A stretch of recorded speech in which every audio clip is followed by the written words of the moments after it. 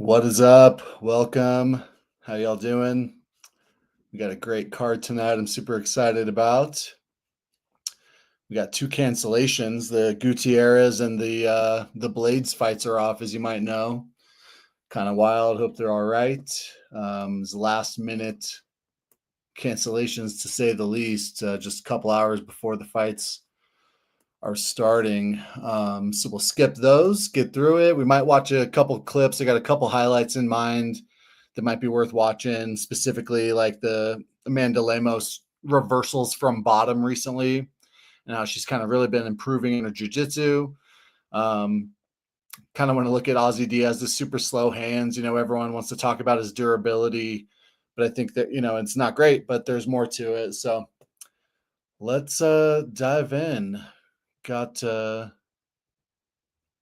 folks here that were here last week as well. Appreciate y'all. All right, I'll put this article in the description of the video afterwards. Each name here links straight to their Instagram account. We got the UFC stats. And then down here, like their opponents in blue, this links you straight to their tape. So it's super handy, the easiest way to watch tape. We've also got the vidyards, which are condensed recaps of all the fight tape for folks that don't have Fight Pass or ESPN Plus, and you don't want to just go watch, 5 complete different full fights. You could just watch one video. It's like 8 to 20 minutes and shows all the relevant stuff. It's not just highlights. It's like, relevant to the matchup. If they've got a wrestler coming up, it focuses on watching their takedown defense, for example. When we show too much tape, I used to just have it playing during the whole video. The UFC always shuts these down for copyright. So I'm not playing like, during the whole stream here, but a lot of people love those vidyards. You can get them, when you check out this article in the description, you can find everything on there on the robot tier. Right on. Let's talk about Jordan Ribeiro, Jordan Santos versus Ozzy Diaz, Osman Diaz. Ozzy Diaz has fought at both middleweight and light heavyweight, but his last fight was at light heavyweight. So he's kind of coming down in weight here, or back down in weight. And he is significantly bigger than Santos. I think that is somewhat relevant.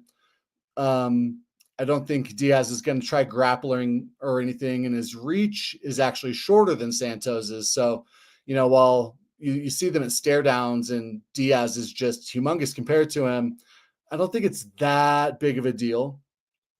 The main thing in this fight for me is the speed of Santos. I think he's just far more accurate and faster on the feet. Osman, Ozzy Diaz has been knocked out in all of his losses, but he's actually been hurt even in some of his wins. Like when he won the vacant LFA middleweight championship in the first round with the KO, he was hit a lot. He's a forward pressure guy, high volume, like in your face. He kind of wears you out. He's got, pretty solid cardio, and he's like an attritional KO guy that wears down on guys and gets them out of there late. He fought Joe Pyfer on Contender Series back in the day, and he actually looked okay for a little bit before he got starched.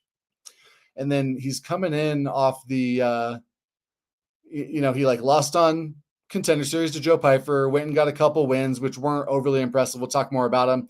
Then he got the invite to the UFC because they just needed to fill the card up. And so they put him against, light heavyweight monster Minyang Zhang, and Zhang got him out of there with a sick elbow. It was like a flash knockout. He wasn't just rocked and dropped and finished off. It was like a flash KO. His durability is a concern, but you kind of want to give him a break because it's, studs that he's getting knocked out by. But as I mentioned, when he fought, Brunno Asis, and like these other guys, when he won the vacant LFA title, he's getting rocked even in those fights. So he's not terrible. I think he's a little better than people are pretending. People just think he's absolutely trash with no chin at all. And, I'm not here to tell you that he's great and super durable, but he's all right. He's just pretty slow. He's really meat and potatoes. Like, he could throw a flying knee and, mix in some stuff, but really he's just kind of walking forward with straight punches. Not a whole lot of diversity or creativity to his game. Jordan Santos, also nothing overly diverse. He's pretty basic, and I usually say that in a good way. I don't like guys that are going in there and airballing spinning attacks. he's pretty technical, pretty slick, much faster than Osman. He will mix up his combos with some body shots, uppercuts, low kicks. He's also got good cardio. He was a huge underdog on Contender Series to Will Curry, who's a popular Cage Warriors fighter. Will Curry fought for the Cage Warriors belt, and he was a split decision away from winning it. So Will Curry came in with a lot of hype. Will is primarily a wrestler, and Will could barely get any takedowns at all. He was like fighting like Marab, just nonstop trying to wrestle. He went for 15 takedowns in 15 minutes. He only landed 2 of them. And Jordan Santos was piecing him up on the feet. And even when they would cage clinch, there was a lot of moments with, they were exchanging the cage grappling. And Santos was stronger in those spots too. He wasn't just sprawling and brawling. He was willing to engage in the grappling. He's a pretty strong dude for being rather slender. I think he's kind of a tweener. I wonder if he could even, move to welterweight someday. When you look at his frame and his measurables, he kind of has welterweight written all over him. I'm torn on a prop here. The consensus is like Ribeiro KO. If we look at the expert picks up here, we got 3 on KO, 2 on decision. I think it'd be like a late KO, if anything. He's not going to come in there and flash KO, starch him in round 1, because Santos just doesn't have that type of power. So I think Santos is going to win. I'm not overly confident. I don't have him in like a ton of parlays or anything. I don't have any prop play on him. And but I think he's just the more skilled guy here, a little faster. And he's continuing to round out his game. Really good takedown defense last time out, as I mentioned, and we saw that in some of his other fights. All right. This to me is a really tough, really fun one. We got Mairon Santos. He's the Ultimate Fighter winner. He had 2 decisions on the Ultimate Fighter. And then in the finale, he fought a decent guy, Con Offley. And, he's not great. But Con Offley's okay. That fight was like a pick'em. It was a pick'em on the odds.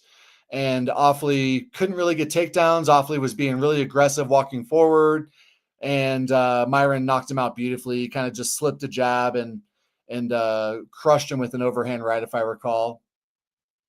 I think it was like, just a really heavy hook, and Mairon was planning to throw a few, but the first one pretty much just starched him. That fight, I think, has made everyone overrate his power. He's got power, he's got 8 KOs and 14 wins. He's never subbed anybody, but it's against super low level guys. On the Ultimate Fighter, I don't recall. I watched him. I didn't watch the show when it was live, but I watched these fights.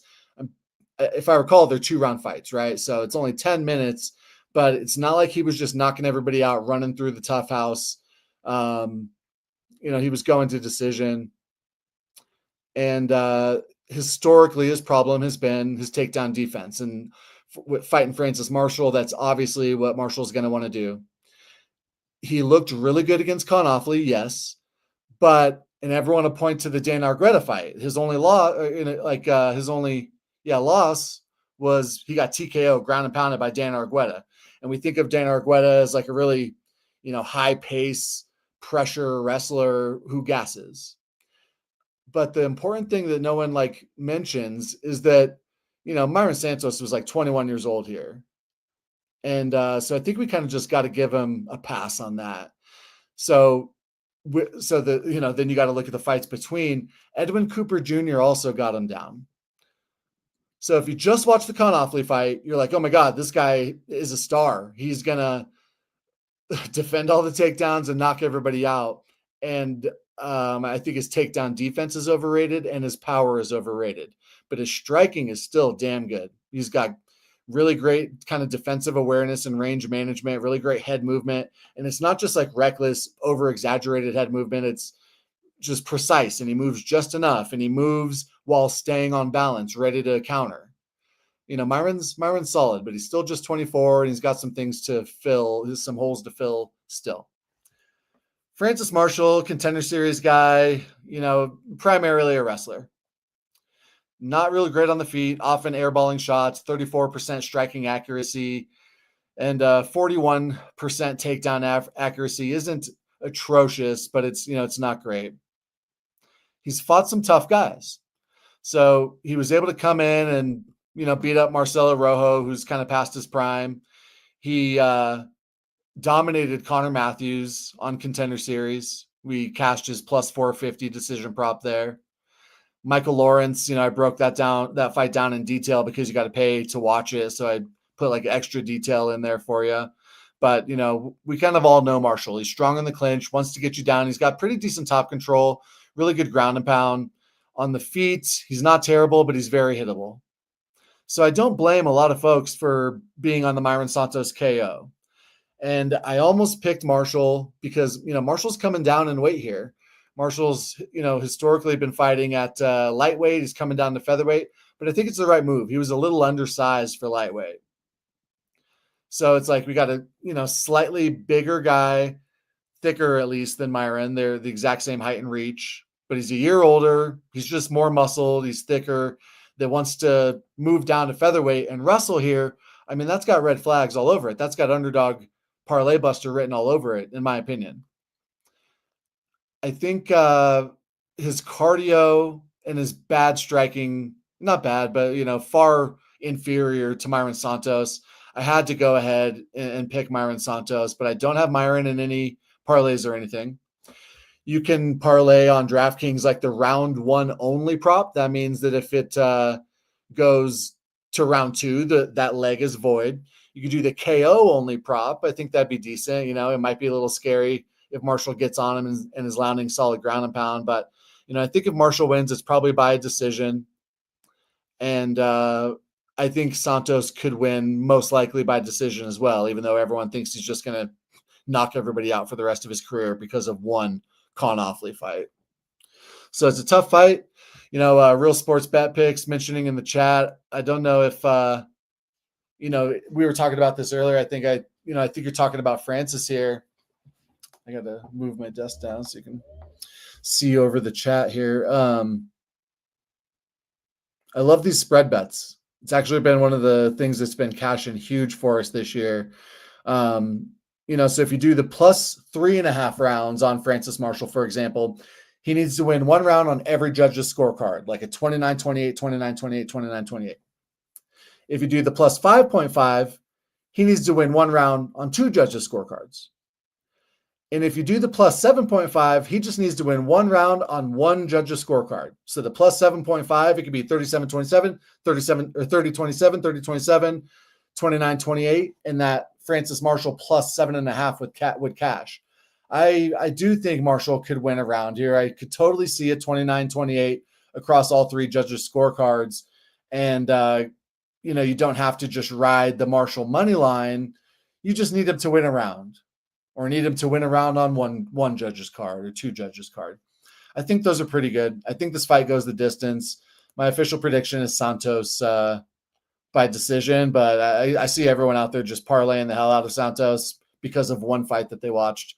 And I think Francis Marshall has the opportunity to bust some parlays here.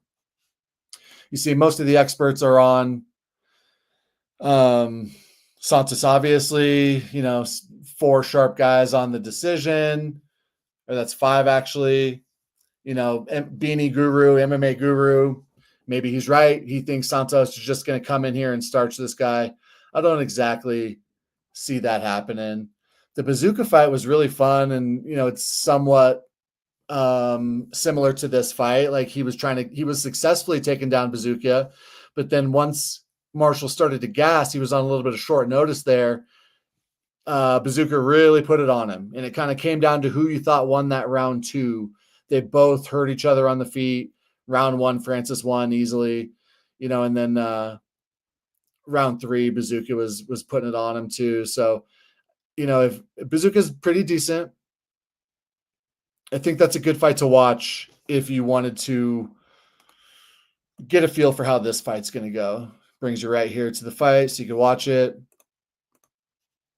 But it's that performance, really. Like William Gomi, I think that's understandable. Gomi has decent takedown defense. Haider Emil, I was talking about it last week. I was like, Haider Emil is going to cut him off, back him up against the cage, and that's where you're going to have success against Gomi. Marshall has some forward pressure, but not like Haider Emil. So I give him a pass kind of for losing to William Gummy. I still think William Gummy's pretty good. Djorden, this was the first fight that ever lasted more than 3 minutes for Djorden. Djorden was undefeated, finishing everyone in under 3 minutes. Finally, Francis Marshall lasted longer than 3 minutes, but Djorden still TKO'd him in the final seconds of round 1. You got to give him a pass. Djorden's a monster. But having such a close fight that, Bazooka arguably won. Again, it was on short notice, but I do think that Mairon Santos is going to have some pretty solid success here. All right. Let's talk about Alex Morono, super cool guy, longtime veteran. Yeah, we had fucking Castaneda and Gutierrez fights to go over, over 1 round, over 1.5 rounds, etc. We had the overs on that fight parlayed up in multiple things. I typically, when one leg falls out like that, kind of last minute, I typically don't go redo that tier, because then you've just got twice as much as you were planning on having on those other guys. We do kind of 3 different tiers of parlays, one super safe tier that almost always hits, and then a medium risk one, like plus 500, and then a super risky one below that, anywhere from plus 1,000 to plus 50,000, plus 5,000, 50 to 1. And so typically in this scenario, when we lose one leg, it's like 750 or something. You lose some juice, but it's not like now we're riding a minus 300 or something. We're riding a minus 170 if I had to guess. I'm probably not intending to go re-up those tiers, because then we have double, like I said, on all the other legs. We're just it makes that tier 1 even more likely to hit. And you kind of just care more about tier 2 hitting at that point, when normally tier 2 is just like a nice to have. So I don't know what you think about that, Michael, but I think I'm just going to stay put. Maybe through this show, we'll come up with, another parlay where we don't have to just remain too heavy on those other legs that we could talk about. We'll talk about them as we go. One of those other legs is Carlos Leal. Carlos Leal money line. Carlos Leal minus 3.5 rounds. I don't think Alex Morono wins a round here. If Morono won 1 round on all 3 judges' scorecards, the Carlos Leal minus 3.5 would bonus. I've also got the Carlos Leal minus 7.5. Like that means he has to get 30-27s across the board or finish him. If he got even 29-28, if one judge gave Morono 1 round, the minus 7.5 would miss. And these are on Bet Online and DraftKings. It's the alternate spread, alternate rounds.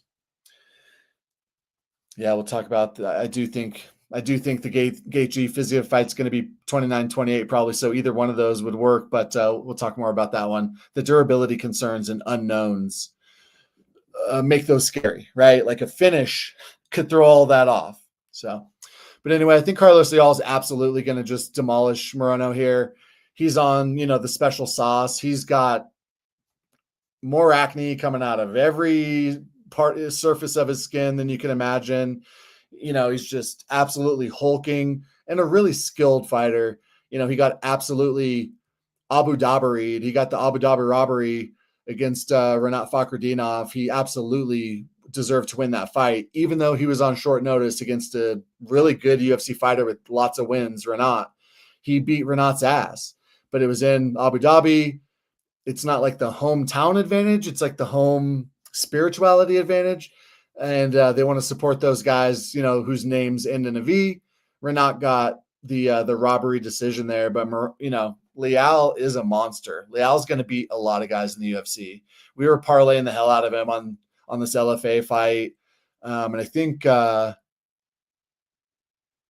the Marcio Brunno and the Marcio Mena. I'm thinking of like the write-up that I had on it. We just did brief write-ups on that LFA, and maybe it was just the LFA fight that we parlayed him up on. But Marcio Mena had just been KO'd a couple months prior. Leal was coming off just KOing Brunno in UAE. So yeah, I think it's just this LFA fight. But we've been on Leal's bandwagon for a while, putting him in like juicy, meaningful parlays where you don't want to like put something in unless you're confident because it's plus 2,000. You do a ton of work to get there. We no longer throw like minus 2,000 boxing guys in that and stuff. We no longer throw like huge women's favorites. Like, those are the juicy plus 2,000 parlays that would be so heartbreaking when some boxer would lose it for you, some undefeated boxer fighting some bum. So when we put, like an LFA guy in those, it's like super confident. And so we've been on Leal for a while. He's a monster, well-rounded, tons of power. He's like got a real low, wide stance, but he's still fast and bouncy. Like when you look at him and he's so shredded, you might think he's like super plodding and not very quick, but he's pretty quick, decent footwork, lots of feints. He stays technical. He stays technical even when he hurts you. He doesn't go wild and gas himself. Leal's a stud. I'm a longtime Morono fan. Morono's beat a lot of good fighters. Problem with Morono is that he was never like overly athletic. He's very skilled and he's very smart. He's a coach. It seems, and not just to me, like a lot of folks have said this, it kind of seems like his full focus isn't on fighting. He said, being a coach made me a better fighter. And a lot of people say that across all sports. Somebody will get injured in the NBA and they're sitting on the bench for 2 weeks and they're watching it and they're listening to the coaches and they say they learn more about the game of basketball in that 2 weeks of being injured than they did in 5 years of playing. It's kind of that idea where stepping to the sidelines and looking at it from a fresh perspective, you can learn a lot about the sport that you've played, essentially your whole life. So I get that there's some credence to that, but it just does seem like his focus isn't quite there. He was never overly athletic or shredded. He's not a fast twitch guy. He's just really like disciplined in his techniques, in the chances that he takes. He stays out of trouble, but we've seen him hurt a lot. We've seen him clipped after being ahead. He'd be breezing in a fight and then get knocked out. There's quite a few red flags, and he's pretty just basic with the hands. He doesn't throw a lot of kicks. He doesn't, go for a whole ton of takedowns. Let's look at his stats. We can go right here, UFC stats. So he lands a third of a takedown every 15 minutes. That means he'd have to fight 3 fights. He'd have to fight 9 rounds to land a takedown. And there's no way on earth he would get Leal down anyway. Leal's too strong. So this fight's going to be on the feet. Morono's got some power. He's knocked some guys out. He's rocked some guys. And he's got skill, but I'm incredibly confident in Leal. We were parlaying him up like a week ago at minus 450, and now I'm parlaying up Carlos Leal minus 7.5 rounds. Morono cannot win a round on a single judge's scorecard, or I would lose that. But I can't see a way that he's going to win a round. Leal's got decent cardio. A lot of times for these like really physical, strong, thick, explosive guys, cardio would be the concern. Leal's not going to gas and give away round 3, and he's not going to like coast and take his foot off the gas pedal when he's ahead in round 3. He's going to dominate this entire fight. You see that every single expert is on Leal. A lot of folks are thinking late KO. He's got power, but he's not like going in there and knocking everybody out in round 1. He's done it. Round 1 KO over Marcio Mena. 73-second KO over Delano Taylor, who's good. Round 1 KO over former UFC fighter David Zawada. And he's, it talks about in the write-up, it talks about how he's got good footwork, good range management. He's not just a physical freak. He's really skilled. So yeah, he's gotten round 1 KOs, but I give Morono enough credit. I think Morono probably gets hurt in round 1, maybe saved by the bell type of situation, but if I had to pick one round, like one exact prop, I would say Leal round 2 KO. And you're seeing a lot of that. A lot of folks are on the late KO. A couple folks think it's going to go to decision. This is verdict. This is verdict voters right here. The prop kind of covers up the red verdict. But yeah, verdict voters, thousands of them or however many, they're on Leal by decision. I think the UFC is doing him a favor here, with all due respect to the great white Morono. I think they're giving him a layup here that they know he's going to get a win bonus and maybe a performance of the night bonus. So I'm on Leal like late-ish, mid to late KO. He's a monster. He's going to be in the UFC for a long time and do great things. Yeah, this sucks. I was excited to see Blaydes. Won't waste your time talking about too many thoughts there, but on like that, how that matchup was going to go. But I had Blaydes in like one small parlay um, that I expect to hit. Like I wouldn't put him in it if I wasn't confident in him. I think he's far more skilled than Rizvan. I'm a Curtis Blaydes fan. I think he's a cool guy. And he's skilled, and he's only been knocked out by the absolute heaviest hitters in UFC heavyweight history. So I was not nervous about Rizvan, but that sucks. But we're more disappointed. Michael was talking about it earlier. We're more disappointed in the Castaneda Gutierrez fight being called off, because that fight to go over round one, over 2 rounds, go the distance, was one of the main pillars for our parlay structure, which is the main way that we're profitable every single year. So it's taken away some juice, but you should never complain about a parlay losing a leg. It makes it more likely to hit. So confident we're going to have a good weekend, but it's taken away a little profit from that tier 1 parlay. All right, who we got? I realize this write-up is a tiny bit out of order because UFC, $1 trillion company that can't figure out what order they want to put the fights in. They change the order three times a week.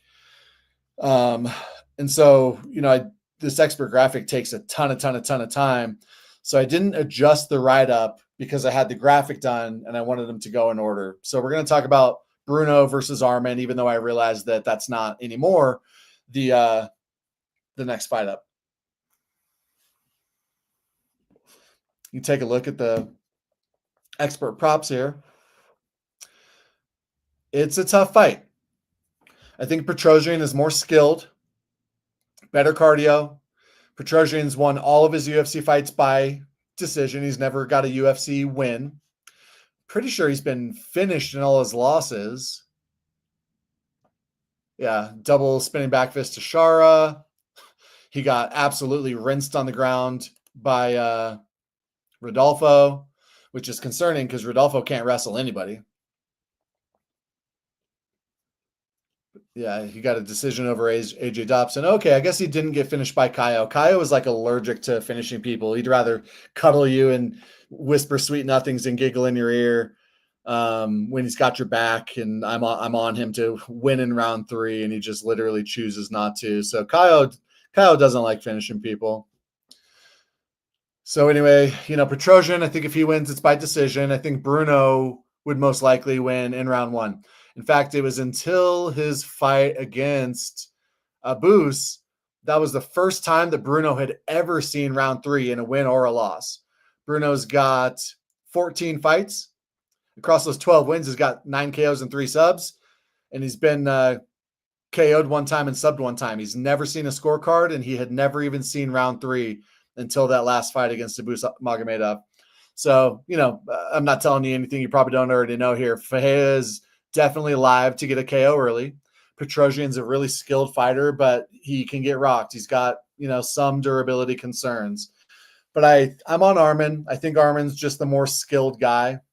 The other kind of thing to consider here is that Petrosyan has terrible takedown defense, as I kind of insinuated a moment ago. And so Brunno, does he land a whole lot of takedowns? The answer is no. Half a takedown every 15 minutes. He'd have to fight 6 rounds to land a takedown.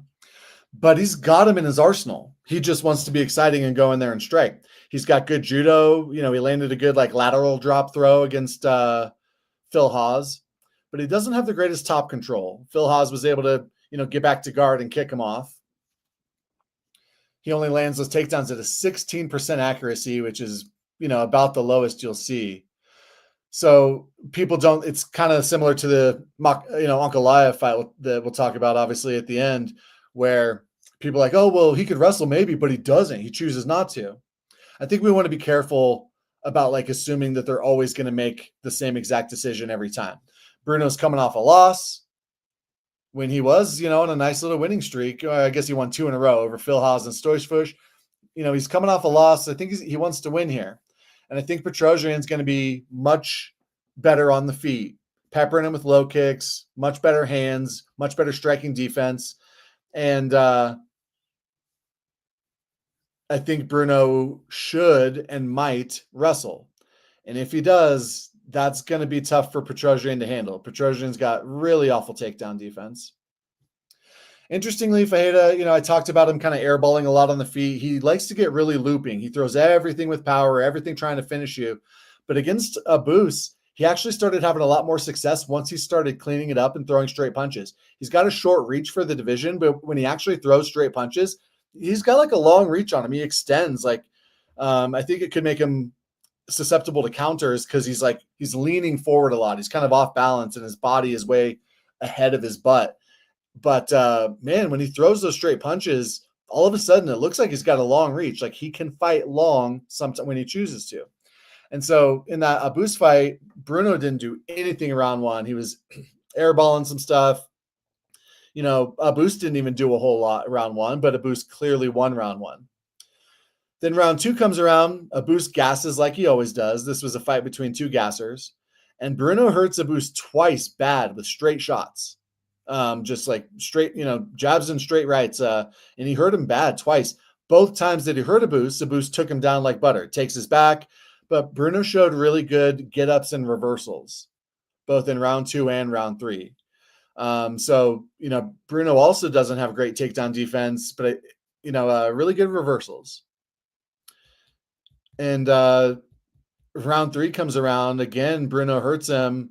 Petrosyan takes him down. It was a really telegraphed takedown. Brunno actually stuffs one takedown. Abus just kind of looks at him for a sec and just goes for another takedown and gets it so easily, like butter. Goes to mount, gets the arm triangle. He got the arm triangle from mount, which is, if I'm recalling right, or maybe it's another fight that I'm thinking of where they got the arm triangle from mount, which is like kind of pathetic. You should have to like move to side control and get the angle for that to actually work. So some ground game concerns for Brunno, cardio concerns for Brunno, striking accuracy concerns for him. But I'd say cardio concerns are the biggest one.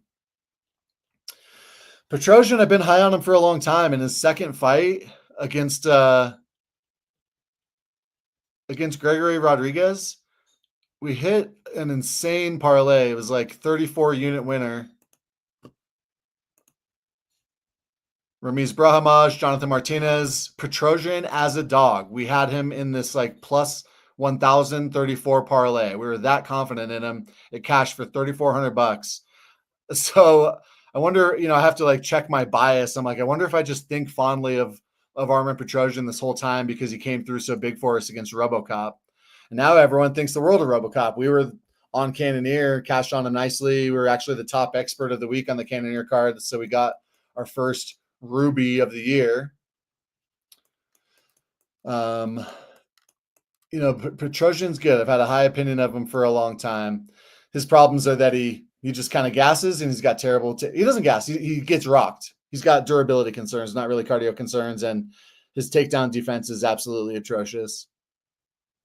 Even when he would win by KO, and you look at it on paper, you're like, oh, he starts this guy. No, if you watch, like he was getting bullied in the clinch, getting pushed back to the cage control, taken down, and then he would like get up and knock out the wrestler. It's not overly surprising because he's like a kickboxer, karate black belt, nice Muay Thai.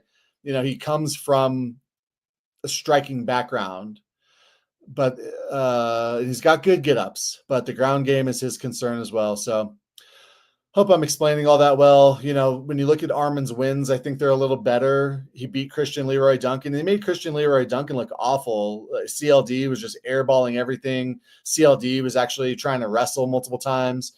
CLD didn't look good in that fight, but I think it's because Armen made him not look good.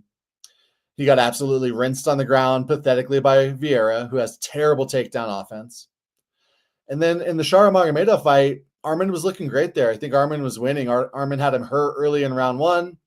Shara had a nice end of the round. Like I think round one became close because Shara really did well in round one.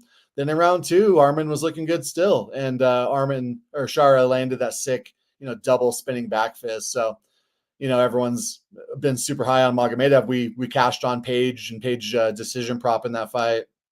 I really knew that Shara wasn't going to be able to touch MVP at all, but everyone's, so high on, the Pirate, but Armen looked good against him. So It's a close fight. It's lined close for a reason. If Brunno wrestles, that could make me pretty sad. Let's look at something. Let's look at like his takedown props. I want to make sure I'm logged out here before I. So let's look at the takedown props.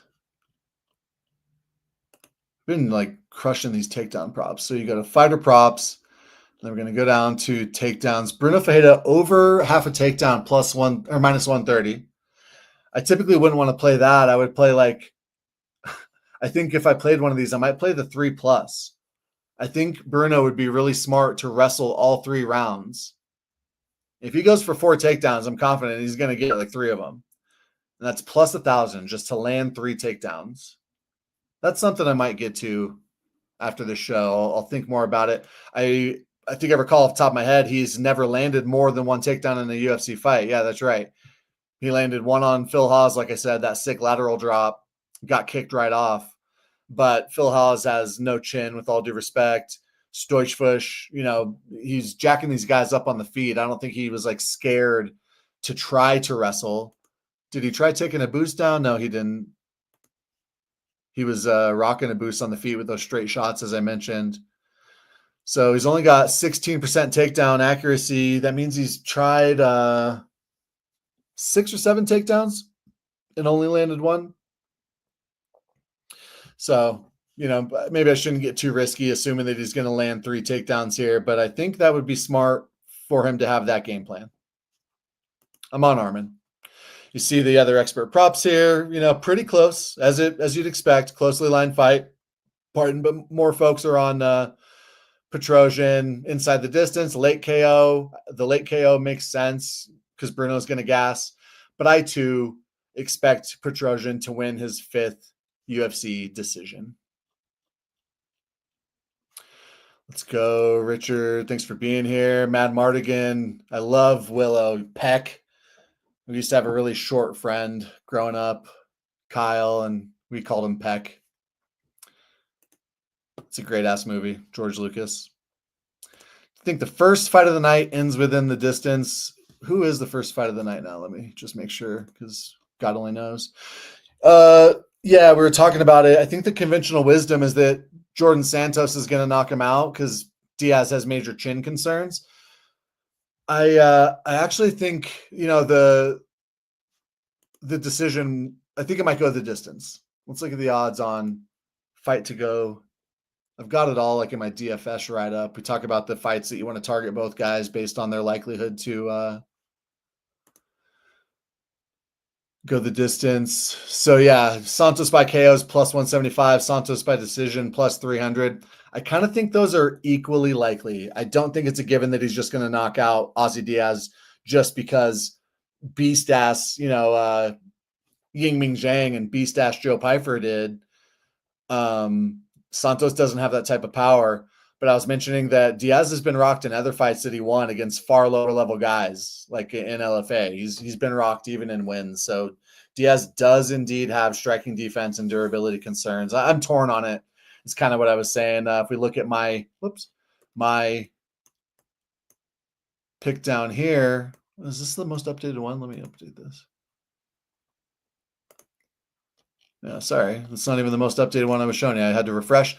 I didn't actually pick a prop for this fight because I'm just torn on whether it goes the distance or a KO. And then I was thinking about like his submissions and stuff, but I don't think he's going to get a sub. I honestly think Ozzy Diaz is something of a live dog.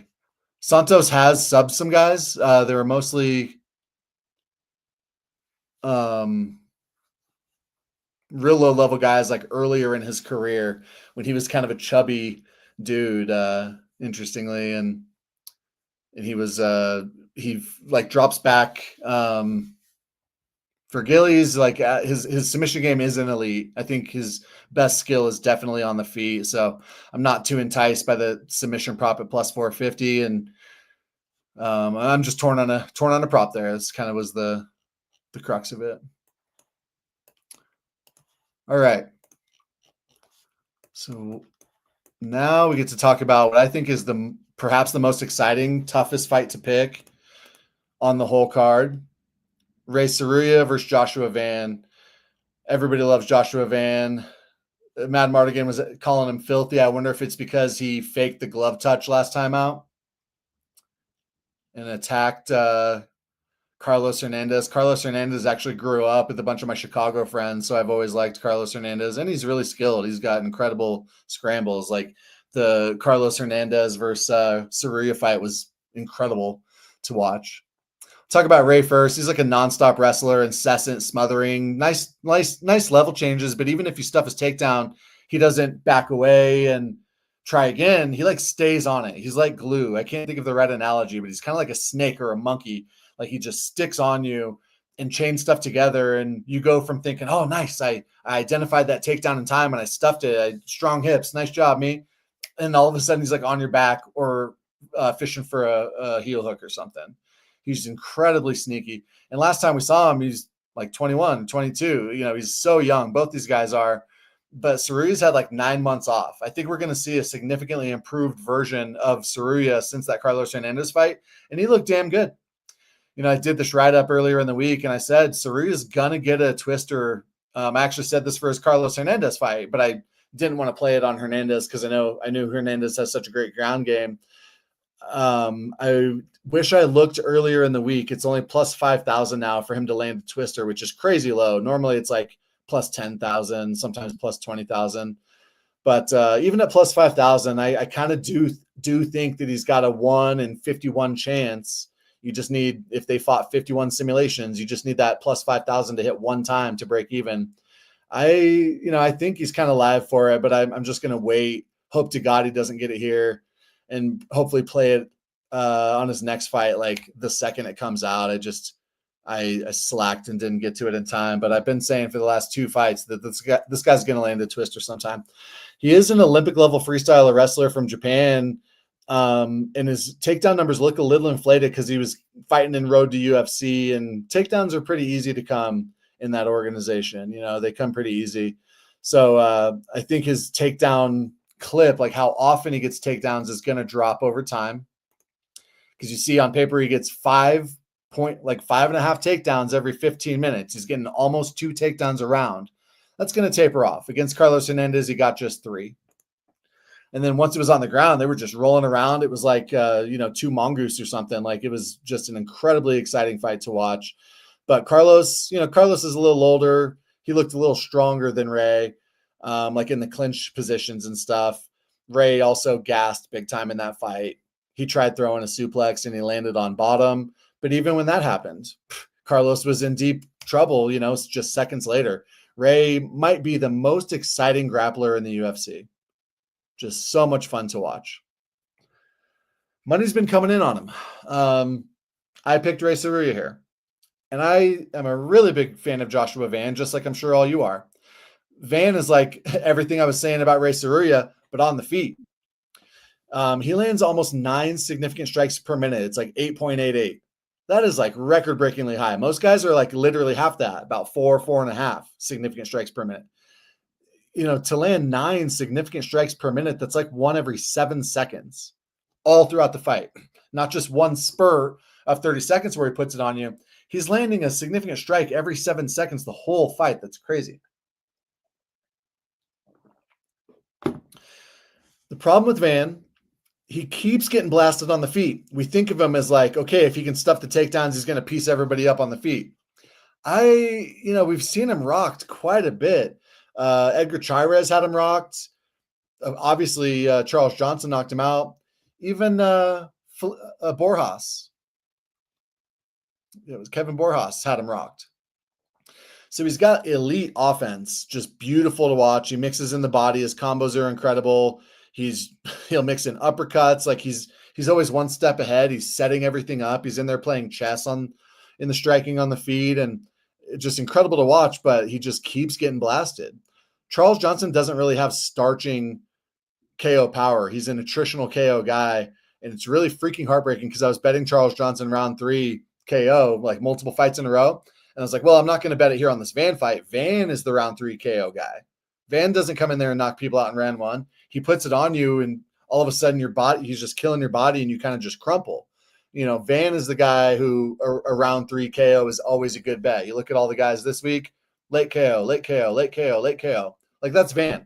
So it's like, I'm not going to play Charles in this one. Charles, his path is probably to try to get this thing to the ground. And of course, Charles gets the round 3 KO. It's like so freaking disappointing. And he landed like a huge strike that kind of landed on the temple, kind of right behind the ear.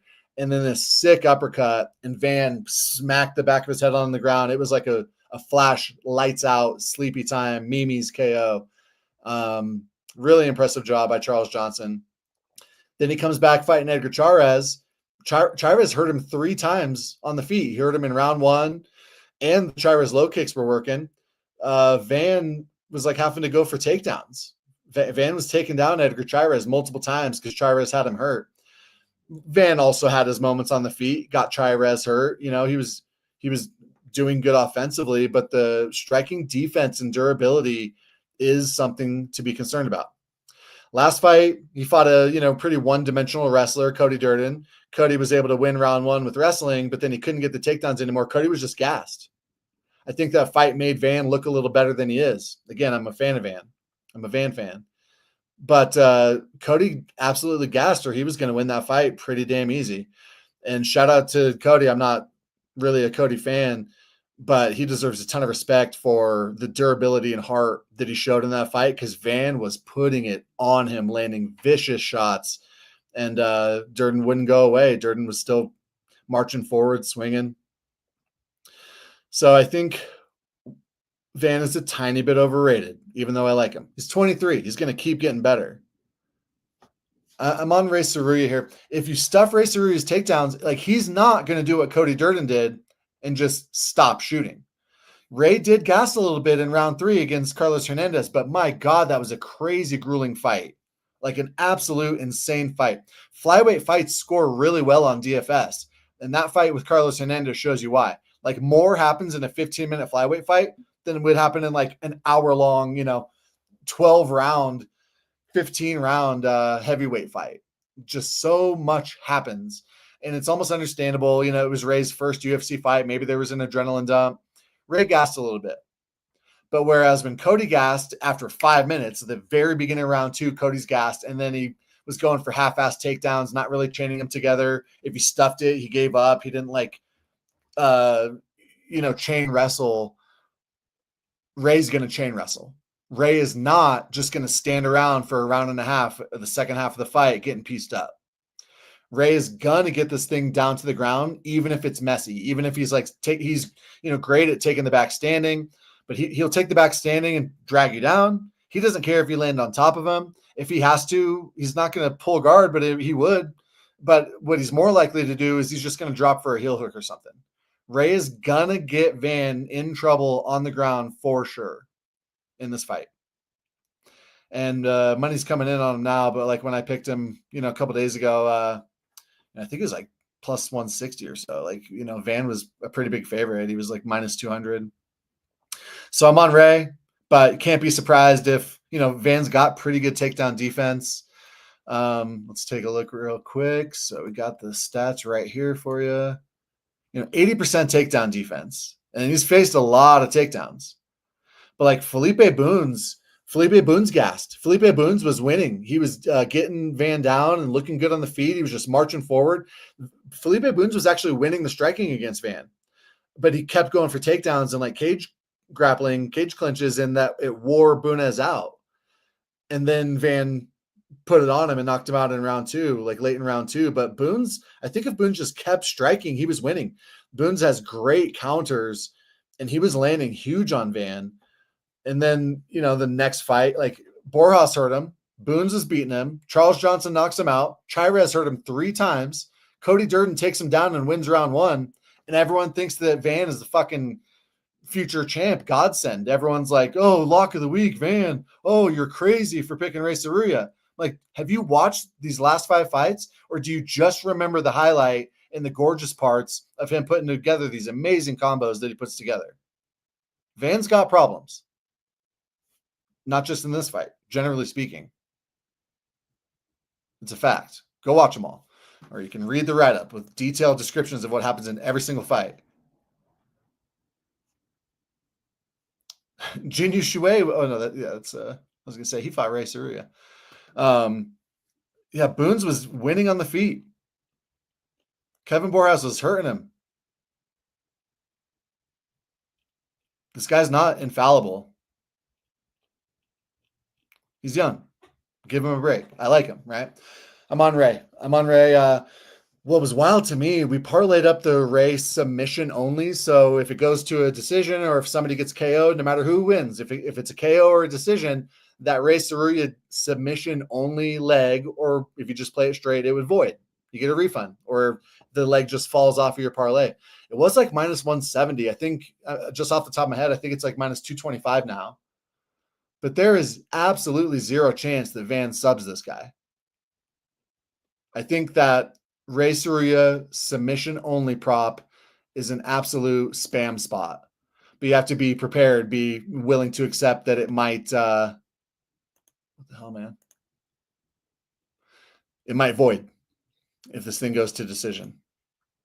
But it would also void if Van knocks him out in round 3. So it's under fight lines. Submission only, 260 now. Holy shit. Last time I saw it was 220. The line was off. It should be like minus 600. There's no way that fucking Van is subbing this guy. It should be minus 600. We parlayed it at minus 170 with Alex Pereira round 1 only. So if that fight starts round 2, the leg voids. Doesn't matter who wins. Even if Ankalaev knocks him out in round 2 or wins a decision, doesn't matter. The only way that bet is even relevant is if either one of them wins in round 1. If either one of them wins in round 1, we need it to be Alex Pereira. So we got, let me show you.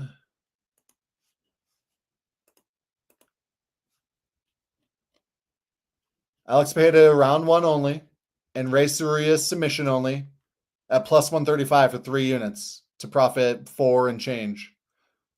Love that. Even if one of those legs voids, it's like a minus 170 prop on the other. The Alex Pereira round 1 only line was off too. It should be minus 500 in my opinion too. Hope that's helpful. I think it might not be fight of the night. It could be. It could definitely be fight of the night. But I don't think you're going to see as much skill in any other fight on the card except maybe, the main event. Incredibly skilled fighters here, 22 and 23, big futures. Really excited for this one. Oh, we got to skip the Curtis Blaydes fight. Oh yeah, so Thomas Evans. I'm on this fight to start round 1 as well. I don't think Van's going to knock him out in round 1. I think Rei has a chance to sub him in round 1. When you guys, you've probably all seen him, right? But if you haven't seen Rei Tsuruya and these crazy submissions that he goes for on the ground, which help him get out of bad positions and improve position, they're insane. Twister-like stuff, these weird neck cranks. He's just incredible to watch. And so, if this fight ends in round 1, it's a Rei submission, in my opinion. It kind of stinks because this fight's a little early on the card. If it was one of the later fights on the card, I might tell you, Thomas, hey, maybe go hedge with Tsuruya round 1 sub, right? But you can't really do that when it's so early on the card. All right. Another fight with just a tremendous amount of skill in it. Mauricio Huffy versus King Green. I call him Bobby. His mama call him Bobby. I call him Bobby. Coming to America. King Green, so much UFC experience. What's up, my guy? Appreciate you coming. Was enjoying chatting about the fights earlier with you. He's got a solid takedown defense. He's not going to need it here. If Huffy goes for a takedown, it's going to be some crazy scissor trip or something. Huffy is just so freaking fun to watch. He really does look like Conor McGregor in there. A very wide, bouncy karate stance with great in and out movement, very fast, incredible accuracy on his punches, incredible power on his punches. He'll throw oblique kicks and, a diverse range of kicks, even diverse range of takedowns you've never seen in your life. Like I mentioned with the scissor kick, scissor trip. But his main thing is just his ridiculously accurate, diverse, and powerful punching. You might remember in the James Lontop fight last time out, Peruvian guy, like all the chin in the world. I don't think anyone's ever going to knock out James Lontop every fight for the rest of your life. If you're betting against James Lontop, you probably just better go decision, or maybe the decision or submission. No one's knocking out James Lontop. But you remember he landed the look away, Patrick Mahomes looking away and throwing a pass. He looks away and lands this crazy shovel uppercut just to be flashy, and it dropped Lontop. It was so incredibly sick. I can't wait to watch this fight too. And I've always liked Bobby Green. Huffy trains with the Fighting Nerds, like the hottest gym in MMA, and they all say he's the best. Like Kyle Barajo, who's probably going to fight for a middleweight title soon. Gene Silva, who's everyone's darling. Gene Silva's my boy. We've been talking on Instagram since he was in Contender Series. He used to add me as a collaborator to every single thing he posted on Instagram. So I love the freaking Fighting Nerds. They all say, even Gene Silva, and they're not just gassing him up because he happens to be fighting this weekend. They've been saying for months that Huffy's the best out of all of them. He did fade a little bit against Lontop, and he sticks out his fingers a lot. I think there's a lot of talk in the MMA, by the referees, because we had ridiculous eye pokes. Manel Cap eye poked Asu Amabaya 4 times. In the finishing sequence, he scrapes him and then literally lunges forward. It wasn't like a situation where Asu is attacking him and he's putting out his hands defensively. Asu's running away and Manel's running after him, reaching, and pokes him in the eye. It's the most ridiculous eye poking I've ever seen. Far worse than the Song Yadong. And fucking Mike Beltran, I respect him. He's a good ref, good dude. But absolute ineptitude in that fight, that Asu fight. And this is just days after Jason Herzog's going on Henry Cejudo's podcast saying, you're right, I should have taken a point from Song Yadong. I'm going to reevaluate the way I look at these eye pokes in my upcoming fights. We're going to see a point deduction eye poke coming up because there's way too much heat on these refs. For we've had UFC fighters lose eyes, like Michael Bisping. I guess he's the only one I can think of. I don't know how Shara Magomed lost his eye. And it's ruining fights, and it's pissing off the fans, and it's happening in 2 main events back-to-back weeks. Blatant, ridiculous eye pokes. But the Manel Cap one, I've never seen anything like it. Never seen anything like that Manel Cap one. And then he attends the post-fight show, and they're all just hyping him up for a title shot and totally glossing over the fact that he had just the most ridiculous sequence of eye pokes. 3 scrapes and a chasing, lunging eye poke. That was his strike. He was reaching to poke Asu in the eye as he's running away. Absolutely ridiculous. These guys better freaking be careful about these eye pokes because the refs are going to take a point away pretty quick. I'm telling you. And Huffy has to be careful about it. So he's absolutely amazing. He's absolutely going to torch. But let's talk about him versus Carlos Leal. For DFS purposes, I'd rather be on Leal. Huffy is a little... Let me pull up the DFS write-up.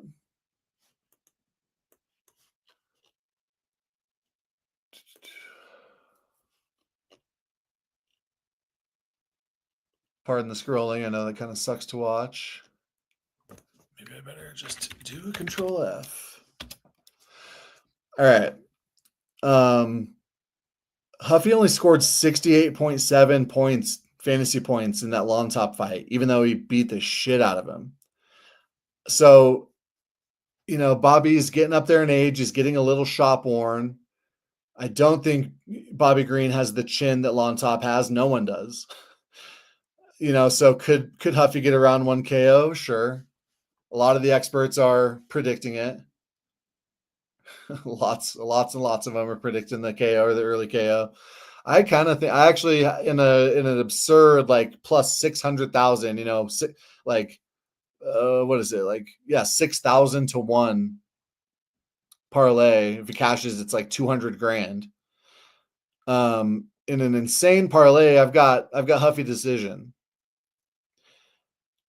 And whereas on Leal, I'm super confident to do those spreads and alternate spreads, -3.5, 5.5, or 7.5. I wouldn't be here because I do think it's plausible that Bobby wins round 3, which made it really hard for me to do a prop here. I didn't accept that counterintuitive, contrarian, really juicy. Like the Huffy KO is like, minus 150 or something if I had to guess. I don't recall. I would never touch that with a 10-foot pole. Let's see. I'm guessing minus 150. Minus 135. It probably actually was worse. Oh, this line's been bouncing around. He got up to like minus 600. Then he went down to like minus 450. Just before our eyes, he went from minus 535 to minus 550. So money's coming back in on Huffy. I think, 550, 600 is about the right price range for him. But I parlayed him up earlier today at like minus 450. Maybe that was on FanDuel. So somebody came in with a ton of money and put it on green. God bless him. My DraftKings stock thanks you. But I do think we could be live for a 29-28 win here, if Huffy gasses a little bit again. But even when he was gassed, he was still blasting on top. So Huffy's going to get it done. Bobby's a stud.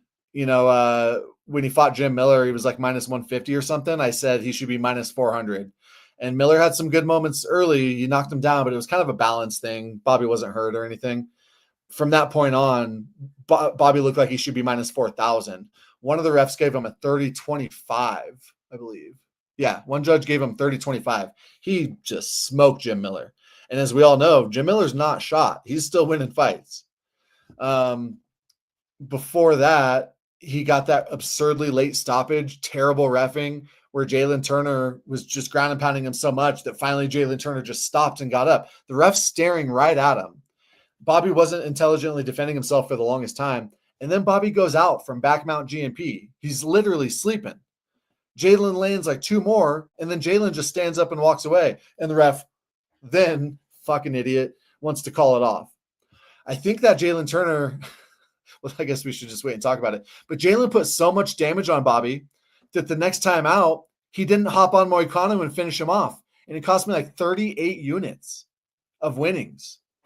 I lost like 5 units of bets to cash like 33 units of winnings because Jalin Turner didn't hop on Moicano and finish him off. I think it's probably because he was feeling guilty and having nightmares about what he did to poor Bobby. What up, my guy? Go Birds. Congrats on your Eagles getting it done. Thanks for coming. So it was such a terrible stoppage that it gave my dude Jalin nightmares and cost me thousands of dollars. So he gets absolutely it's been so up and down. He beat Tony Ferguson. I think we had him in a million parlays when he fought Ferguson. Then we had Grant Dawson in a handful of parlays, not like a month of parlays like we had Bobby in the Tony Ferguson fight. But, Grant Dawson that week was a main parlay leg for us. We thought for sure he just wrestled the shit out of Bobby. Bobby comes out and starches him. Then Bobby gets absolutely smoked by Jalin Turner. Then he absolutely smokes Jim Miller, 30-25 on one judge's scorecard. And then he absolutely gets smoked by Paddy Pimblett. So if the pattern continues, he's about to fucking kill Mauricio Huffy here. I sure hope not. I need Huffy to come through. But it's been really hard to predict Bobby lately. So, sometimes. I guess not really. Like we were very confident in him and Tony Ferguson and Jim Miller, but he's just been so up and down. I was on Jalin over him, but I was on Grant Dawson over him. And I think I was on Bobby over Paddy. I thought he'd stuff Paddy's takedowns, but Paddy looked better than ever there. So Bobby's coming to the end of the road, and Huffy's going to assist him on that journey for sure. But I got mad respect for Bobby. He looks out for other fighters. He looks out for the veterans. He's entertaining. He's cool as hell. He's got a fun, flashy style with the shoulder rolls and hands down. Big fan of Bobby. I'm just telling you what I see. All right. Here's an actual banger.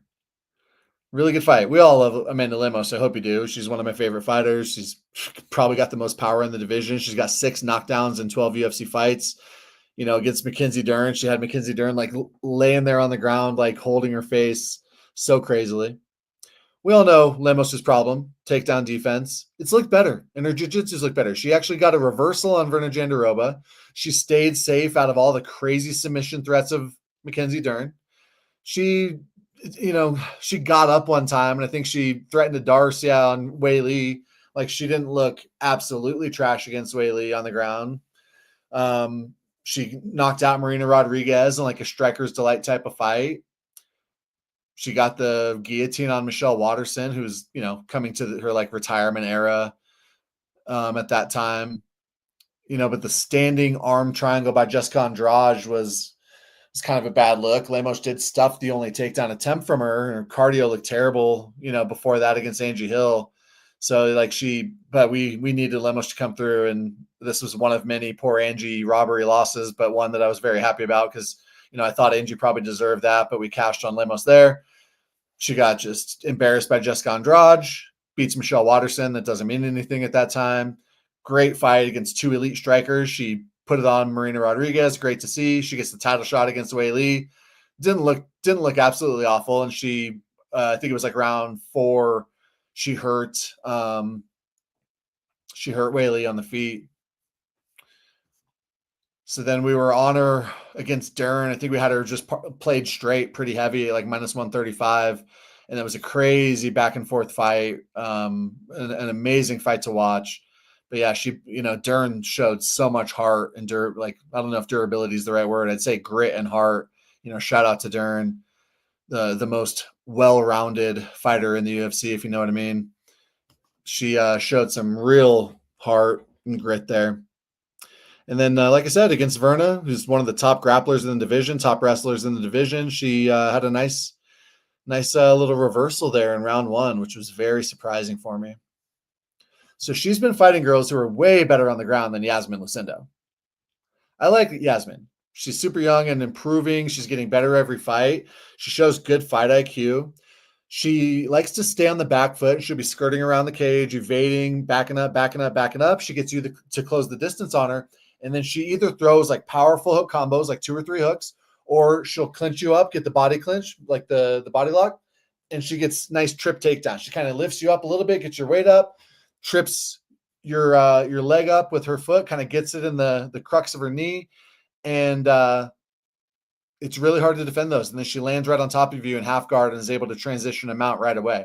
It's a really kind of smart style that she has, where she makes you come to her and then she's throwing heat at you and putting you on your butt.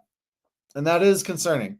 Lemos doesn't have excellent takedown defense in any area, but when you've got her against a cage and you're going for something, she's pretty good at pummeling, digging underhooks and getting out of those positions. But like the style of takedown that Iasmin employs is just really tough to deal with for anybody.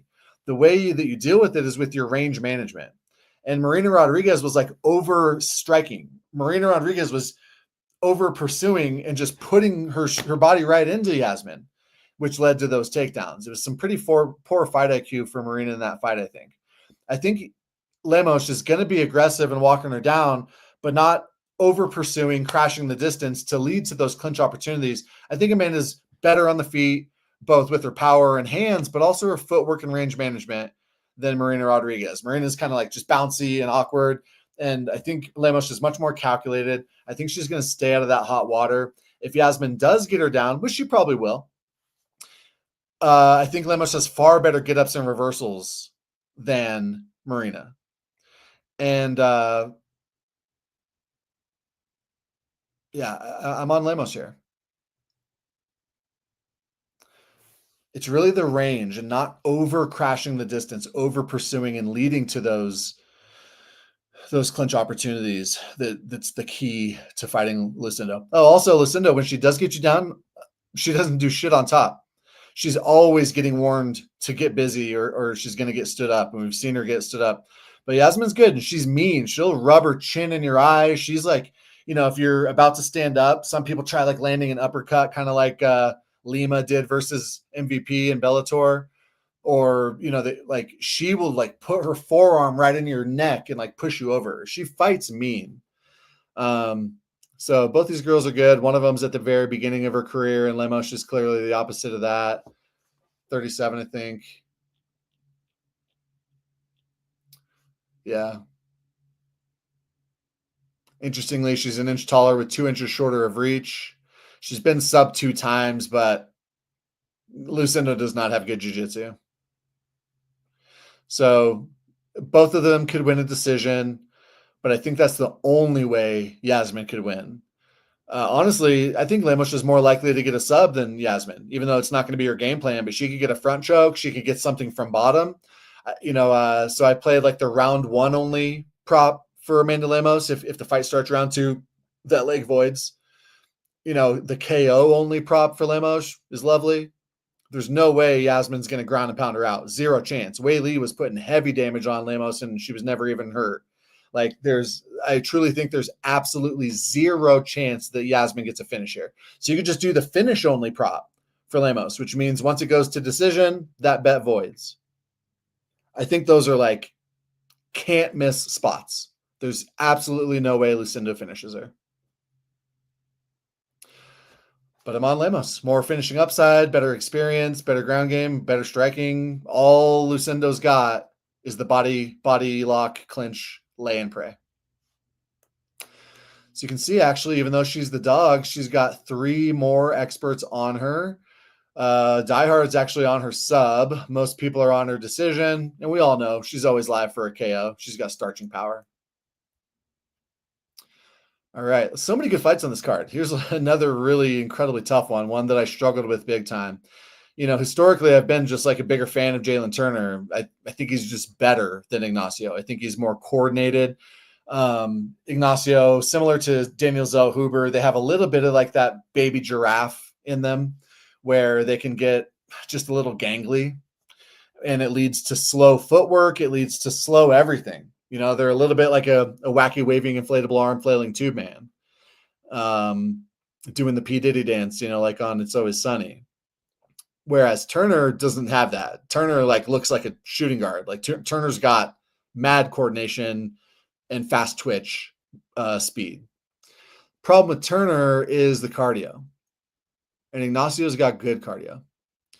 And there's only been a couple times where Turner hasn't had a gigantic size advantage. Like the 2 times where he's fought someone as big as him, he struggled. And that's going to be the case here.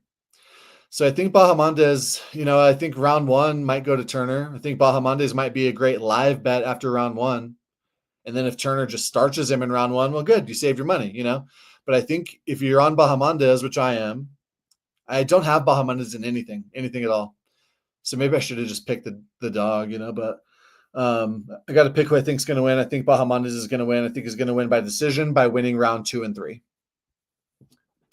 Let's see if there's anything else overly relevant. Oh, we got to see him live at the Sphere. He got the round 1 KO over Manuel Torres. He was a dog there. We picked him as an underdog, and he cashed a ticket. I had a paper ticket in my hand. It's my first time ever being in a sporting event with an actual a UFC event with an actual stack of paper tickets. Getting to rip up a paper ticket is a pretty fun experience, and I didn't have to rip up that Ignacio underdog one. I got to take it back to the book and cash it in. Oh, what is relevant? He's far better on paper, literally everywhere. Turner's got some really bad stats when it comes to the striking accuracy, striking defense. But the reason for that is because he's fought far better guys than Ignacio's been fighting.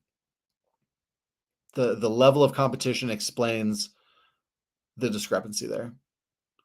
So a really close fight. I think the reason that money's coming in on Ignacio is the cardio. That's why I picked him. All right. Just 2 more, 2 absolute bangers. What a freaking card this is, honestly. Some of my favorite fighters, including the highlight, Justin Gaethje.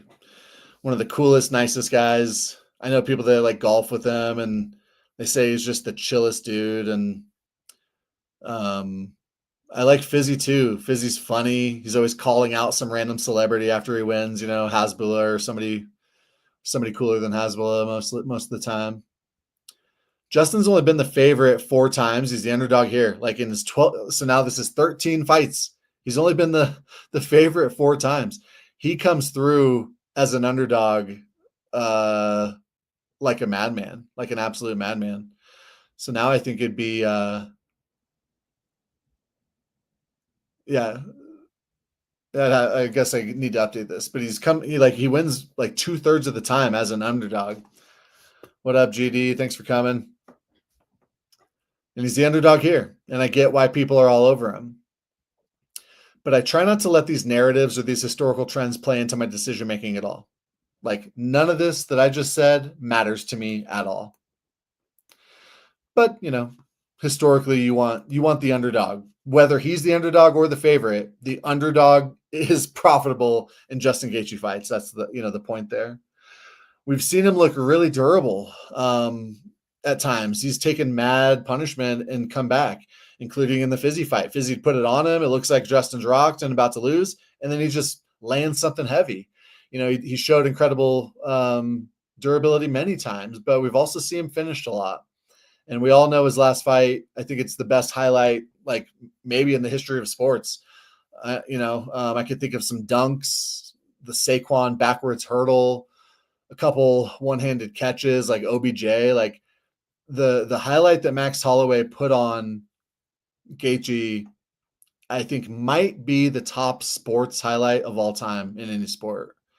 And I still get chills watching it. And like, again, I get chills watching reaction videos, like other people watching it, like gives me chills. It's the craziest freaking thing I've ever seen. That fight, that wasn't the only bad moment in that fight for Justin, though. He looked pretty bad the whole time. I'll admit that at the end of round one, that spinning back body kick that Justin happened to duck into, busted up his nose. He wasn't the same for rounds 2, 3, 4, or 5 after that. Like that, it's not a lucky kick. And Max gets really upset when people call it lucky. He's like, I threw, you mean the kick that I threw? How's that lucky? But he was aiming for the body, and Justin ducked his big nose right into it and broke the hell out of it. So it was unfortunate. Let's not call it lucky. Let's call it unfortunate for Justin that happened. I was a little surprised that he just beat Dustin Poirier so bad. Dustin Poirier is a stud, and he got that sick head kick to win the BMF belt. Before that was the Fiziev fight, where we were on Justin as a dog, and we actually cashed a plus 750 decision prop and a plus 2,400 split decision prop on Justin. Full unit plays. Epic night. The same night, we cashed a plus 2,000 Leon Edwards and split decision, and the plus 2,000 point deduction in the Usman Edwards fight. It was just like a wild, wild, wild night. Interestingly, now the decision props and split decision props for these guys are far less juicy. Justin decision's like 3 something, not 750 like it was last time, which is crazy because I would think that it would be the other way around. One of these guys just got knocked out. One of these guys is coming back from horrific knee injuries and a super long layoff. And like the books are steaming the fight to go the distance now. It seems backwards to me. It seems like a finish is far more likely in this fight than last fight. Last fight, I didn't think either one of these guys was going to get finished. I was all over the decision and the split decision for Justin there. So it's a little odd to me that those lines were just so off last time. Because I guess it really doesn't make sense. Justin's last win was a decision. Then he lost by round 1 RNC to Charles because Charles hurt him on the feet. Justin said he'd never felt punching power like that. He felt like it, when you stick your tongue to a 9-volt battery, that's what it's like getting punched by Charles Oliveira. And the bookies really thought that first Fizzy fight was going to end in a finish, but I did not, thank God. So there's just a lot of red flags on this fight. I've got the fight to start round 2. I've got Fizzy plus 7.5 because I think his leg is okay. He's coming in on short notice. It looked like he had a bad weight cut. He was like having trouble balancing when he was stepping on the scales. But I think a finish, Justin's a stud. Justin can knock out anybody, right? But I did parlay up the Fizzy plus 7.5 rounds. I just need Fizzy to win 1 round on 1 judge's scorecard. I imagine it's most likely to happen in round 1. I think Justin's going to look better and better as the fight goes on, just like he did last time, just like he always does. I think Fizzy's just a little bit more polished and skilled. He was going to win the first matchup against Justin until he gassed. And I think if you rewatch it, you might call that a somewhat favorable decision for Justin. I kind of think Fizzy did win that last fight, but he sure as hell won the first half of that fight. So that's my thought on it. Absolute banger. They're both incredible at everything. People will say, "Oh, well, Justin's got incredible low kicks, and Fizzy's coming off a huge, leg reconstruction." And both of those things are true, but I don't think Fizzy's leg is going to be like fragile or anything here. For DFS purposes, Gaethje scores like above the average for lightweight fighters, and Fizzy actually doesn't score that well. So I think make sure you pass on Fizzy on DFS, just so you know. All right, last fight. I'm a huge Alex Pereira fan, just like everyone else. I was actually on him as a dog in his first Izzy fight, and I cashed a plus 2,500 future for him to be the light heavyweight champ. It was for 0.4 units, so it cashed 10 units when he beat Yuri and became the champ. It was lovely. That was like around Halloween, and so I was like, okay, just don't schedule him another fight in the next 6 weeks, please. Just let him hold the belt till New Year's Eve. And cashed 10 units on that, because we just knew he was having trouble making weight, and light heavyweight was desperate for contenders. So I was really expecting that they'd move him up to light heavyweight, and glad they did. But I've been on Pereira forever. Again, picked him in the first fight against Izzy when no one did. And he's so much better now than he was then. He used to be real kind of just like basic meat and potatoes, real rigid in his movement. The first fight, Izzy was putting it on him. Izzy took him down. And then, Pereira, it's like kind of like a really strong robot that if you let it back you up against the cage, it's going to get you. Now he's so much more fluid and skilled, so much better range management. He's like the Matrix out there now, But still, there are red flags. Everyone's everyone's on Pereira, and all the people in my Instagram comments are on Pereira, and he's got some problems still.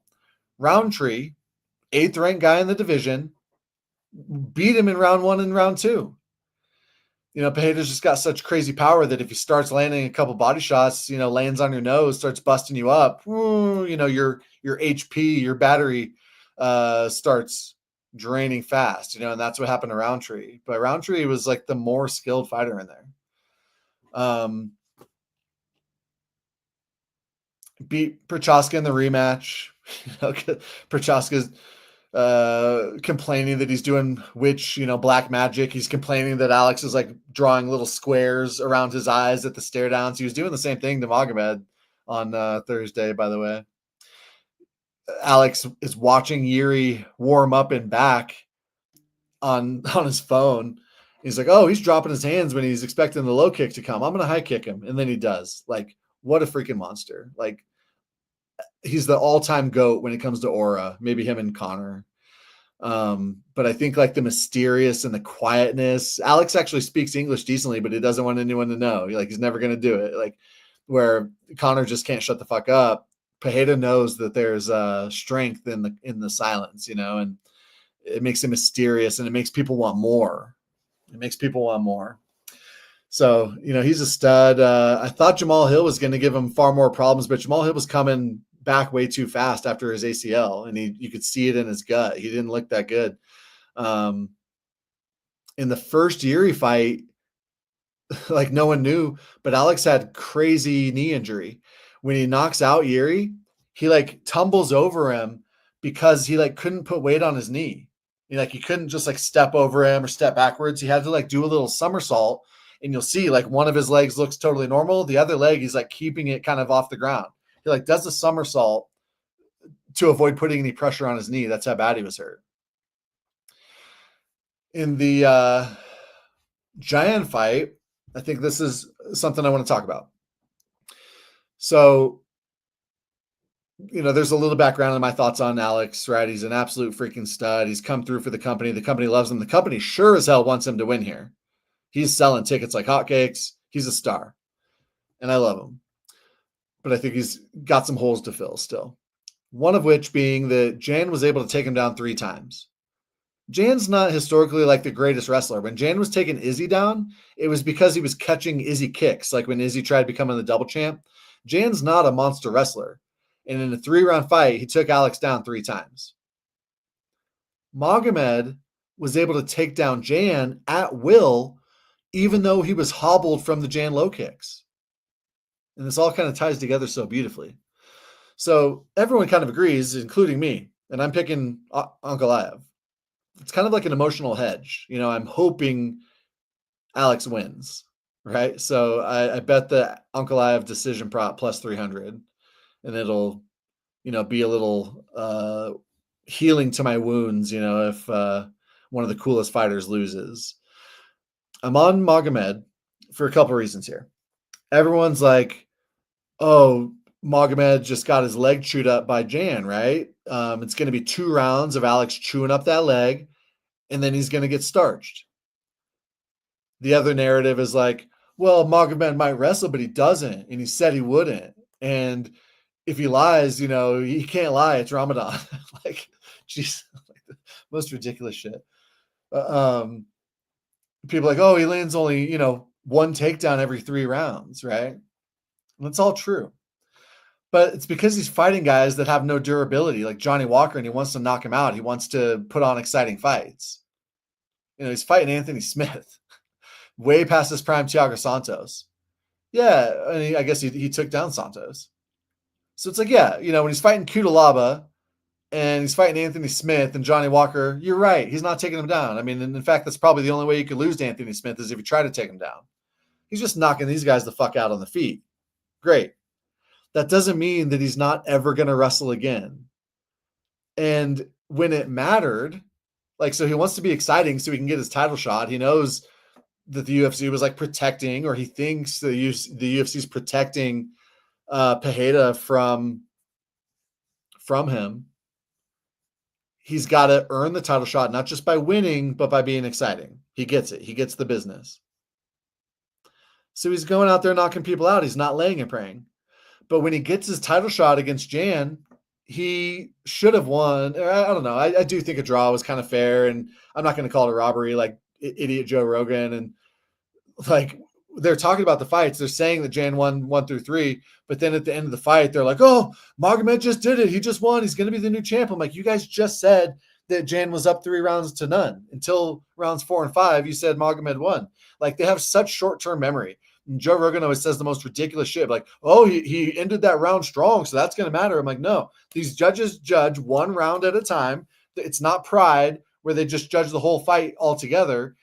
His ridiculous narratives are just insane.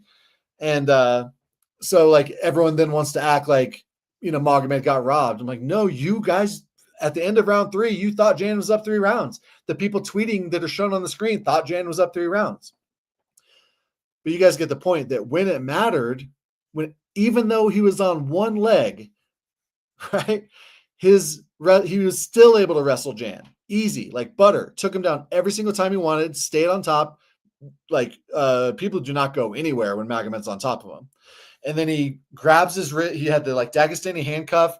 Round 5, Jan was completely trapped, taking damage. I almost thought it was going to get stopped in round 5. He's got really good ground and pound on top, really good top control.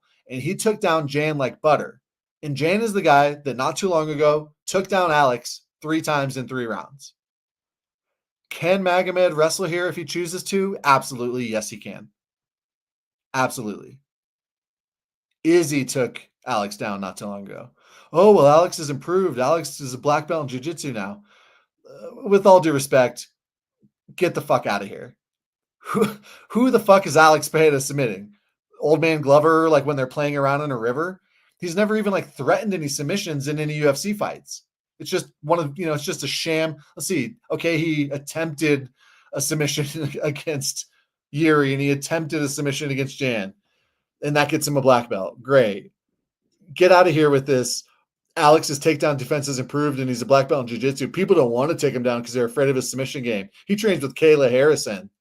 Get the fuck out of here. All right. Magomed was able to take down John Blachowicz on 1 leg, and Jan was able to take down Alex 3 times in 3 rounds. That leads us to the leg kicks. I don't know how I'm the only person that realized this, but Alex likes to chew up, slap that really, unique, distinctive low kick that he's got, where he just smacks it out there, kind of with no wind up, no setup, no telegraph. On the outside calf of the left leg on orthodox fighters, right? You all know exactly what I'm describing. Magomed fights southpaw, bro. That low kick is not going to be there for Alex like it always is, period. Now, Jan did, in fairness, do a great job of chewing up both legs. He was hitting the inside of the right leg when Magomed was southpaw. Jan had both legs torn apart. But he does more of a swiping, kind of traditional low kick, not the flicking out, slapping. Alex's low kicks are kind of like straight out, not like a sweeping low kick. I don't think, the way I picture it, I don't think that Alex's low kicks are going to be as effective when someone's southpaw. And Magomed fights southpaw almost all the time. And I think Magomed would just be stupid to even wait 2 rounds to get chewed up. We saw that when it comes down to it, when the belt's on the line, when everything's riding on it, he's going to wrestle. We saw it in his only other title fight against Jan. I'm on Magomed decision. It's plus 300. I saw it moved up to 310 at one time. It's been bouncing around. People are saying that 80% of the money's on Pereira. No, that's fucking ridiculous. Otherwise, he'd be -1. Like the line was moving towards Magomed because previously Magomed was like plus 105. Then it got all the way to -110, 110. Now it's like it was an exact pick'em. Now money's come back in on Pereira. But there's no way 80% of the money is on Pereira. 80% of the bets, sure, guaranteed. Like, I imagine every 21-year-old out there is betting on Alex Pereira. Like, I don't like calling people casuals, but the public is on Poatan because they love his personality and his style, his exciting fights. The sharp money, don't delude yourself. The sharp money is on Magomed. That's why only 20% of the bets is an equal amount of money because they're betting 4 times more. It's a really exciting fight. I hope I'm wrong. The UFC is a better place when we got a Conor McGregor or an Alex Pereira. Like Alex Pereira is good for the UFC, which I love so much. So I will be very happy to lose my decision prop bet. I do have Alex Pereira round 1 only parlayed up, like I told you. That might void. It's probably going to void, but there's no way Magomed's going to starch him in round 1. Magomed does have underrated striking, though. It's good. It's clean. It's technical. It's very basic, but it's powerful. He's got really good head movement, and it's kind of like I was describing with someone else earlier. He's not just like doing it to be flashy. It's like micro movements. He moves just enough to where he stays on balance. He stays ready to counter strike, and he's got pretty damn good striking defense. Yeah, Khalil was undersized. Like Khalil, I'm pretty sure is a former middleweight, if I recall, right? There's no way Ankalaev could fight at middleweight. Yeah, Alex lost round 1 and round 2 to Khalil. That knockdown was a little funky. It was kind of like he was turned around and kind of hit him on the back of the head. It wasn't like he was rocked, in my opinion, the way I remember it. It was kind of like a balance thing. But either way, it's not good if this guy who everyone thinks is like the GOAT striker, and he might be. I love Alex. I'm not talking bad about him, but if Alex is just going to continue knocking out all of the top talent in what was historically the UFC's glory division, Chuck Liddell and Tito Ortiz, and then John Jones, like 205 to me are kind of like the most badass guys in the world. And then you got a bunch of fat heavyweights, but Tom Aspinall kind of breaks that mold. Tom Aspinall is like a light heavyweight who just happens to weigh 260. Like to me, light heavyweight is the guy that you don't want to fight. These are the baddest ass guys in the world. And if we think that Alex Pereira is just going to keep knocking everybody out, well, he shouldn't be getting twisted up and turned around and hit in the back of the head and knocked over on a balance thing by Khalil Roundtree, former middleweight, 8th ranked in the division. Yeah, but it's all right, because Alex is great because it brings new fans in. Alex is exciting. He's good for the sport. I like him a lot. And I don't dislike Ankalaev. But and like I don't think Ankalaev's boring. People act like he's so boring. I don't think he is, but Poetan's the freaking man. So can't wait to watch this fight. Absolutely, just it's like can't blink TV. So many fights on this card are like can't blink fights. Wouldn't miss it. If you just got here a little late, make sure you go back and watch so you can see these experts, all these experts I respect so much, a bunch of goats, with all their picks. They all love being on the sheet. They love it when they earn their rubies for being the top expert of the week. I've got one ruby already this year. Santino DeFranco, Coach Santino got one, and MMA experts AJ got one. Last week we had like a 4-way tie, and it was only a 10-fight card. Nobody got rubies last week, and then there was 2 other weeks where nobody got rubies because there was late notice replacements. Like only 3 cappers put out a pick for Morikana versus Islam, for example. We can't give out a ruby on a week like that. So there's only been 3 rubies awarded this week. Week 1, Coach Santino torched everybody. The next week, MMA experts was the best. And then on the Cannoneer card, I smoked everybody. The medals indicate previous season's performance. So season 1, which was like 2021, 2022, MMA Guru was top. I tied for second in season 1 with MMA Picker, who doesn't even do it anymore. I need to take him off, but he's a medal winner. I don't want to take him off. Season 2, I got first. I tied with West Till Death. West Till Death was so hot at that time, and he was picking huge underdogs. Cody Safdie got second place and tied with my guy Kai Jitsu, a professional fighter and a stud gambler. And then season 3, I got second place again. Clint was the top expert of the year for last year, season 3, 2024. He had 6 rubies. And I know he didn't have the greatest gambling year. He had a great 2023, but 2024, he just didn't have a great gambling year. But that's not what this is about. It's about just the picks. He got 6 rubies last year. I actually was tied with them, and I thought I might get the gold. But then on the Gone Volkov card, Clint swept the whole card, except he picked Volkov, who got robbed. He was the top expert of that card, whatever that was, where Gone fought Volkov, and he deserved the sweep, but he got robbed out of it. But he ended up getting his 6th ruby and earning the gold medal. And Brandon Olivas had an amazing season with 4 rubies.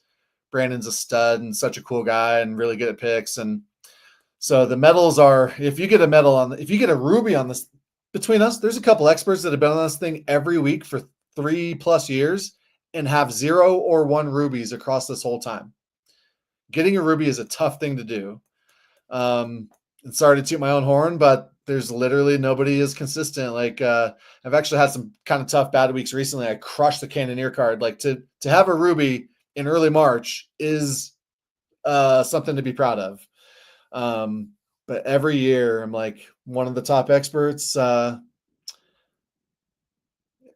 we put a lot of work into it. So that's what the rubies and the medals are. I'm hoping I can get a ruby this week, but I mean, there's so many tough fights. I could have an absolutely atrocious week. I almost picked Marshall. I actually had my icon on Marshall, and then I moved it at the last minute to Santos. I was really torn on Castaneda Gutierrez, but I was thinking Castaneda was going to wrestle. I'm actually torn on this one. I know everyone thinks Djorden's just going to knock him out because everyone thinks Diaz has no chin, and maybe he doesn't. But to me, there's so many tough fights. Brunno versus Petrosyan, so tough. A lot of people just think Van is a spam spot, and he might prove you right. He might just come in here and fight off some takedowns and blast Ray to the body. But I think Ray's a live dog, and I'm not just out here picking favorites every week. I'm like always looking for I just pick who I think is going to win. I'm on the Lemos, a dog by decision. I was going to pick Gaethje. But there's so many weird variables and narratives about, is his knee okay? Is his chin okay? I just have to look at who I think is better.